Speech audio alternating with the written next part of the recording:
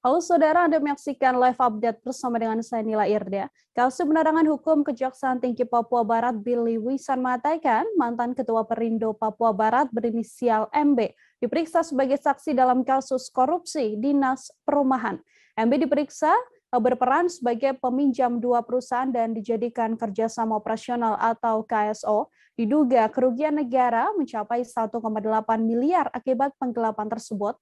Untuk mengetahui bagaimana informasi selengkapnya, sudah ada Safwan Asari, wartawan Tribun Papua Barat di sana, yang akan memberikan informasi lebih lengkapnya pada Anda. Halo, Safwan. Halo, Nila. Baik, Safwan, untuk proses penahanan dan juga penangkapan mantan Ketua Partai Perindo Papua Barat ini, silahkan dengan laporan Anda.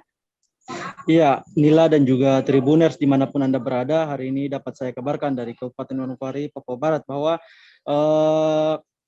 sebelum ditetapkannya tersangka berinisial MB yang juga berstatus menjadi sebagai mantan Ketua Partai Perindo Papua Barat, beliau sebelumnya diperiksa sebagai saksi pada kasus dugaan tindak pidana korupsi Dinas Perumahan Provinsi Papua Barat tahun anggaran 2017.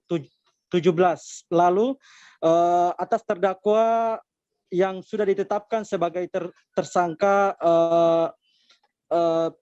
berinisial MH di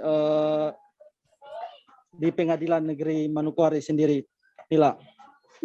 Sofwan, untuk nilai kerugian negara yang digelapkan dalam kasus ini, nilainya berapa besar? Iya, berdasarkan wawancara kami dengan pihak Kejaksaan Tinggi Papua Barat tadi, mereka menjelaskan bahwa dengan kasus tersebut, nilai kerugian negara yang ditimbulkan pada kasus penggelapan anggaran tahun 2017 ini sekitar 1,8 miliar, begitu, Nila.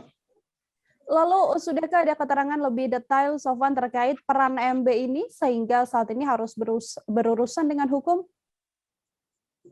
Ya, MB ini beliau berperan sebagai peminjam dua perusahaan di Papua Barat, dan beliau juga sebagai katakanlah beliau yang melobi paket-paket pekerjaan di pemerintah Provinsi Papua Barat, dan beliau juga sempat melakukan sejumlah tanda tangan perjanjian di salah satu notaris di Papua Barat, dan atas pengembangan tersebut karena penyidik telah mendapatkan sejumlah bukti yang kuat untuk dinaikkan statusnya dari saksi menjadi tersangka, sehingga MB hari ini pada sekitar pukul 9 waktu Indonesia Timur tadi, beliau ditetapkan sebagai tersangka, begitu. Sebelum ditetapkan sebagai tersangka, Sofwan, sudah sejak kapan MB ini diperiksa di Kejati Papua Barat? Kemudian berapa pertanyaan yang ditanyakan pada MB ini? Iya, beliau awalnya sudah diperiksa sejak pukul 2 siang tadi, dan kurang lebih 15 pertanyaan diberikan dari pihak penyidik kepada beliau, dan pertanyaan-pertanyaan tersebut seputar peran beliau dalam kasus dugaan korupsi Dinas Perumahan Provinsi Papua Barat itu sendiri. Nila. Saat ini setelah ditetapkan menjadi tersangka, MB akan ditempatkan di mana, Sofwan? Ya, berdasarkan wawancara kami dengan pihak kejaksaan, sekitar pukul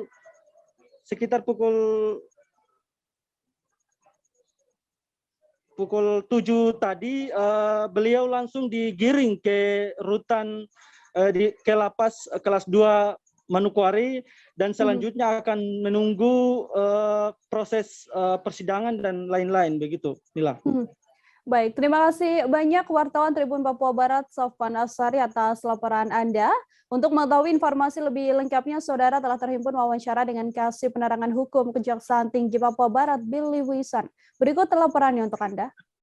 Pada Kadis Perumahan Provinsi Papua Barat, kemudian ada meminjam perusahaannya itu CV Maskam Jaya untuk kerjasama operasional atau joint venture dengan PT Trimese Perkasa. Selanjutnya mencari Direktur PT Trimese Perkasa untuk meminjam perusahaan guna dipakai untuk mengikuti pelelangan pekerjaan pembangunan kantor dinas perumahan tahun anggaran 2017. Peran yang terakhir membuat perjanjian di notaris untuk pembagian fee sebesar 30% atas pekerjaan yang akan dikerjakan oleh Winarto selaku peminjam perusahaan sebagai KSO atau kerjasama operasional atau joint venture. Kira-kira seperti itu perannya waktu diperiksa kemarin.